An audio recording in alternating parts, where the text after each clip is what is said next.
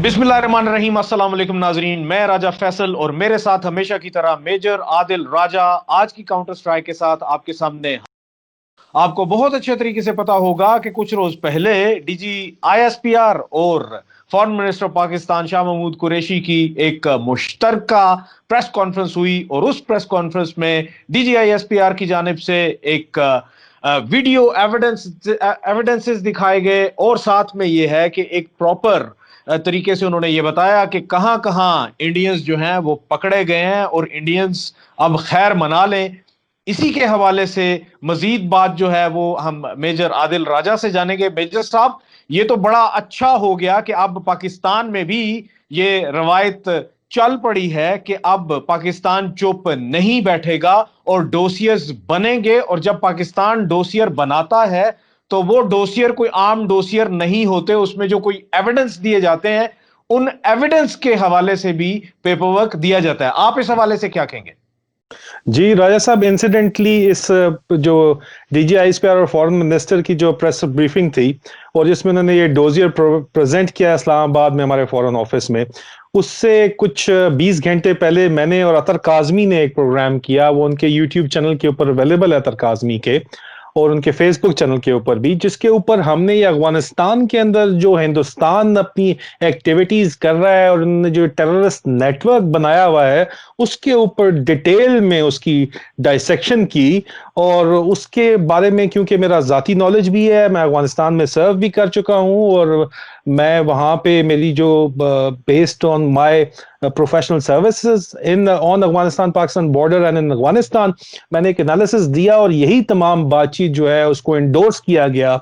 ये जो press briefing हुई जिसमें डोजियर प्रेजेंट किया डीजीआईएसपीआर ने और फॉरेन ऑफिस ने, अतर काजमी साहब ने मुझे बताया, तो मैं उससे पहले देख चुका था, तो वही तमाम बातचीत को इंडोर्स किया गया। तो राजा साहब, ये जो एक नया ट्रेंड है, इसकी वजह से बहुत परेशानी है इस वक्त हिंदुस्तान में, हमारे दोस्तों को भी और दुश्मनों को भी, कि अचानक पाकिस्तान बोलने लग गया है।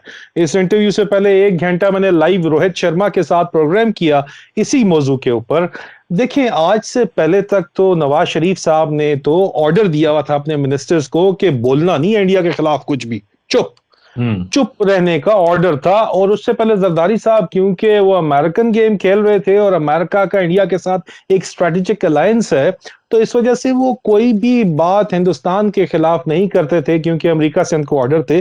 तो ये एक बहुत नई चीज है जिसका आगाज हमारे national security adviser doctor Moeed Yusuf ने करण थापर से इंटरव्यू में किया, जिसमें वो शेल शॉक थे।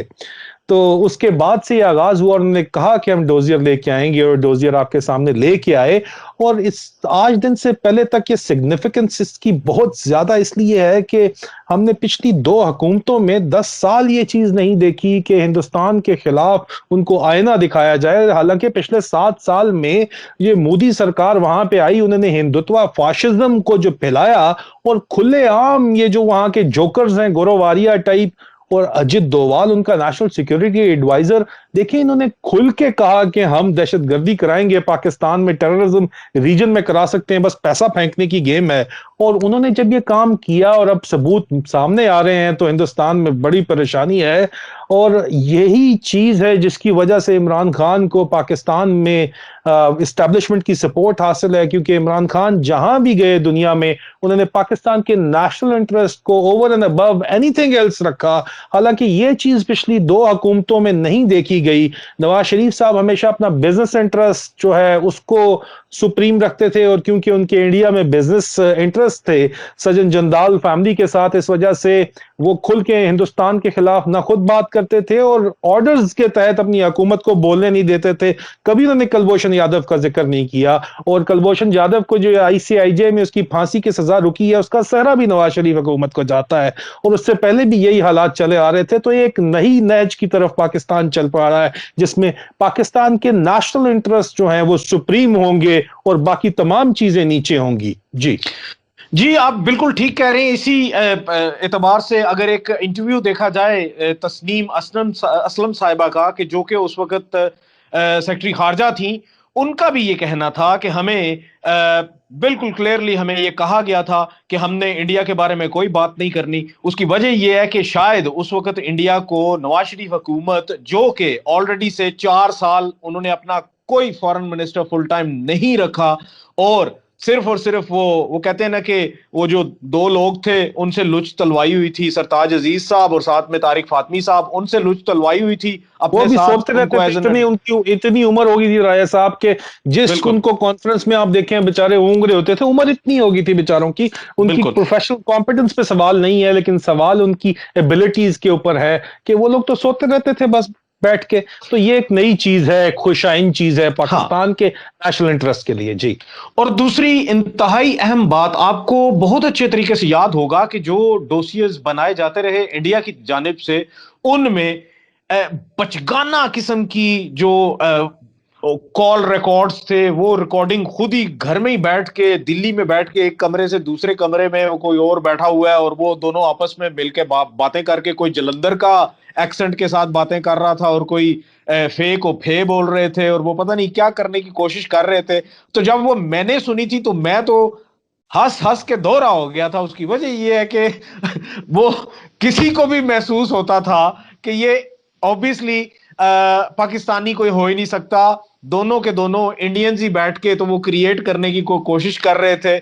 यहां से जो डोसियर्स जा रहे हैं, मेरी अपनी इतलात के मुताबिक, और वो अभी तक आपके पास भी इतलात मौजूद होगी इस चीज की, कि पाकिस्तान जो डोसियर्स दे रहा है उसमें जो एविडेंस दे रहा है, उस डोसियर में ही उन एविडेंसेस को प्रूव करने के लिए टाइमलाइन और फिर वो सारा पेपर वर्क जो कि उसको प्रूव करेगा कि ये सारी की सारी वो कन्वर्सेशन है जो कि व्हाट्सएप कॉल से या फिर किसी भी दूसरी ऐप की कॉल से या किसी भी फोन नंबर जो कि अफगानी फोन यूज होते रहे, उनकी कॉल्स रिकॉर्ड्स, कब कब कॉल की, क्या हुआ क्या नहीं हुआ, कौन सी बात की और कौन सी वीडियो में इनको वो बम बनाने के तरीके भेजते रहे, वो फिर कहां से कौन सा बटन दबाना है वो सिखाते रहे। तो आपके ख्याल में आप मुझे ये बताइए कि जब इस तरह का डोसियर जाएगा तो इंडियंस कहां खड़े? देखें, डोजियर तो राजा साहब जो भी गया उसको उन्होंने रिजेक्ट ही करना है। लेकिन जो अहम चीज है वो ये है कि पाकिस्तान ने एक प्रिंसिपल डिसीजन लेके एक गवर्नमेंट का वेट, और ऑफिशियली पाकिस्तान ने पूरी दुनिया में हिंदुस्तान को एक्सपोज करने का जो ये डिप्लोमेटिक ऑफेंसिव लॉन्च किया है, ये आज नहीं तो कल, कल नहीं तो परसों, परसों नहीं तो एक साल नहीं तो 5 साल, 5 साल नहीं तो 10 साल। We are in this for the long run. और इस सारे के सारे जो ये टाइम फ्रेम है, इसके अंदर हम एक्सपोज करके छोड़ेंगे हिंदुस्तान को, क्योंकि वैल्यू ऑफ इंटेलिजेंस जो हमारी है और क्वालिटी ऑफ इंटेलिजेंस और क्वालिटी ऑफ प्रूफ, उसको रिजेक्ट तो किया जा सकता है हिंदुस्तान की तरफ से, लेकिन पूरी दुनिया जब ये हिंदुस्तान से बाहर इंटरनेशनल लेवल के ऊपर जाएगा तो हिंदुस्तान एक्सपोज होगा। और उस कंपाउंड करेंगी अजित डोवाल के और ये उनका जो जोकर है मेजर गौरव वारिया, इस ये जो बयान बैठ के देते रहे हैं कि किस तरह पाकिस्तान में टेरर फैलाया जा सकता है, ये चीजें कंपाउंड करेंगी इस एविडेंस को, इसकी सपोर्ट में जाएंगी ये सारी की सारी चीजें, और हिंदुस्तान पूरी दुनिया में एक्सपोज होगा। और ये कहते हैं ना कि हमें कोई परवाह नहीं है कि दुनिया हमारे बारे में क्या बात करती है, जो अभी कर रही है हिंदुत्व फॉशिज्म को पूरी दुनिया में एक्सपोज किया जा रहा है।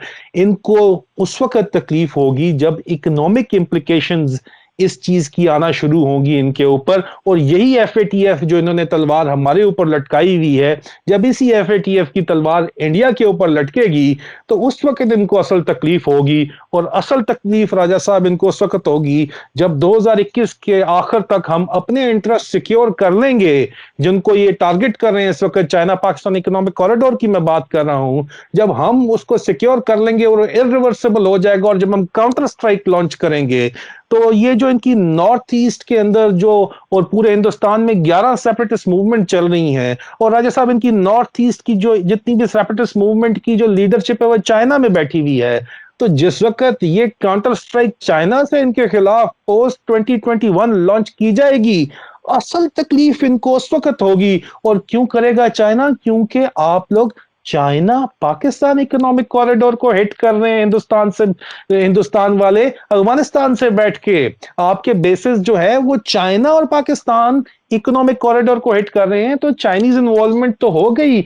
और हमारा जो पाकिस्तान का इस वक्त पार्टनरशिप है, it is moving toward N alliance with China. और जब ये अलायंस बन जाएगा तो पाकिस्तान के जो सिक्योरिटी स्टेक्स हैं उसके अंदर चाइना के स्टेक्स इन्वॉल्व होंगे। और मौजूदा तौर पे इस चीज का हिंदुस्तान इकरार करता है कि हमारी नॉर्थ ईस्ट में जो सेपरेटिस्ट मूवमेंट है उसकी लीडरशिप इस वक्त चाइना में बैठी हुई है। और हाँ, क्रेडिबल एविडेंस नहीं है उनके पास कि एक्टिवली चाइना इसको सपोर्ट कर रहा है। एविडेंस तो आपको आगे भी जाके नहीं मिलेंगी, लेकिन क्योंकि आप लोग छेड़खानी कर रहे हैं चाइना पाकिस्तान से इकोनॉमिक कॉरिडोर से, तो इसलिए चाइना आपको स्ट्राइक बैक करेगा, आपको जवाब देगा। जब हमारे ये इंटरेस्ट सिक्योर हो जाएंगे तो आप लोगों ने क्या समझा हुआ है? देखें राजा साहब, डर बेचने वाले को भी डर लगेगा अब, और दहशतगर्दी फैलाने वाले को भी दहशतगर्दी का सामना करना पड़ेगा अब। और जिस आग से ये खेल रहे हैं उस आग में अब इनके भी हाथ जलेंगे। साल की बात है, पीछे साल कुछ महीने की बात है, आप भी यहीं पे हैं, हम भी यहीं पे हैं। अल्लाह जिंदगियां दे तो हम लोग दिखाएंगे और दुनिया देखेगी कि ये किस नहज पे जाएगा। और उस वक्त हिंदुस्तान वालों ये बात याद रखना कि आप लोग हम पे जो है इल्जाम देने की का किसी मुंह से काबिल नहीं होगे। आप लोगों का जायज ही नहीं होगा गिला कि हमारे साथ ये कुछ चाइना कर रहा है या पाकिस्तान कर रहा है, क्योंकि आप लोगों ने आग खुद भड़काई है। हम आपको 14 साल से कह रहे हैं कि हम अपनी पॉलिसी पे यू टर्न ले चुके हैं, आप लोग भी बाज आ जाएं। लेकिन आप लोग खुल्लम खुल्ला, खास तौर पे पिछले 7 और 8 साल से ये अजित डोभाल डॉक्ट्रिन जो आपकी चाणक्य फिलॉसफी से इंस्पायर होके आप लोगों ने हमारे ऊपर अनलीश की हुई है वेव ऑफ टेररिज्म, और आप लोग खुल के इसका इकरार और इजहार भी कर रहे हैं, तो आप लोगों ने क्या समझा हुआ है कि it will not come back to haunt you? आप लोगों की गलत फहमी है। देखें, जब 1971 में बांग्लादेश आजाद हुआ, जो कि इस वक्त एक मुस्लिम डेमोक्रेसी है और हिंदुत्व फाशिज्म के खिलाफ जिहाद कर रही है, उस वक्त जो आपने मुक्ति बानी को खड़ा किया तो आप लोगों का बॉर्डर मिलता था बांग्लादेश से, ईस्ट पाकिस्तान से बॉर्डर मिलता था। यहां आपका बॉर्डर नहीं मिलता, यहां थर्ड कंट्री से आप ऑपरेट कर रहे हैं, और उन थर्ड कंट्रीज में हमारा नेटवर्क आपके नेटवर्क से ज्यादा स्ट्रांग है। तो इस वक्त तो हम सिर्फ फायर फाइटिंग कर रहे हैं, लेकिन जब हम काउंटर स्ट्राइक करेंगे ना पोस्ट 2021, तो उस वक्त आप लोगों को पता चलेगा, बल्कि लग पता जाएगा। जी नाजरीन, राजा साहब की इसी खूबसूरत बात के साथ मैं भी कुछ एडिशन करते हुए फिर आपसे इजाजत चाहूंगा। वो एडिशन ये है कि वो भारत जो कि इस खित्ते में खुसूसन जो जितने भी इसके इर्द गिर्द जो ममालिक हैं उन पे अपनी धौंस और धांधली जमाना चाहता था, उनके ऊपर अपनी हेजेमनी बरकरार रखना चाहता था, इंक्लूडिंग पाकिस्तान, अब उसको बहुत ही सख्त सजा मिल सकती है आने वाले दिनों में। उसकी वजह यह है कि जो क्रॉस बॉर्डर टेररिज्म ये अपने इर्द गिर्द के ममालिक में फैलाते रहे, कोई और बोले या ना बोले, पाकिस्तान की तो हमेशा से रवायत रही कि हमने भारत को कभी नहीं छोड़ना और भारत का पीछा भी कभी नहीं छोड़ना। लिहाजा इसी बात के साथ मुझे और मेजर आदिल राजा को दीजिए इजाजत। अगली काउंटर स्ट्राइक के साथ फिर से हाजिर होंगे। अपना ढेर सारा ख्याल रखिएगा। अल्लाह हाफिज।